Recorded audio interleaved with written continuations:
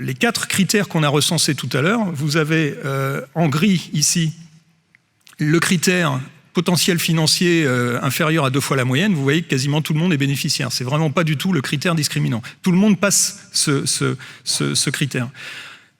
En revanche, le critère taux d'épargne brute inférieur à 22%, lui, il est très marqué en fonction de la taille des communes. C'est un diagnostic qu'on avait, c'est un élément qu'on avait déjà identifié l'année passée, je vais y revenir.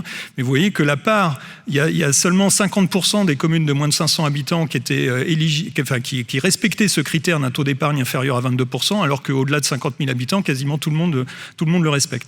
Sur le critère... la variation des dépenses ciblées doit être supérieure à 50% de la variation de l'épargne brute. On a un effet comme ça, un peu en cloche, là où la part des communes éligibles respectant ce critère augmente et puis diminue pour les plus grandes communes. Et vous voyez sur le critère, avoir une baisse de l'épargne brute supérieure à 25%, c'est assez homogène en fonction des strates, mais par contre, c'est le critère le plus discriminant. En gros, seulement un quart à peu près des communes respectaient ce critère d'une forte baisse de l'épargne en deçà de 25%.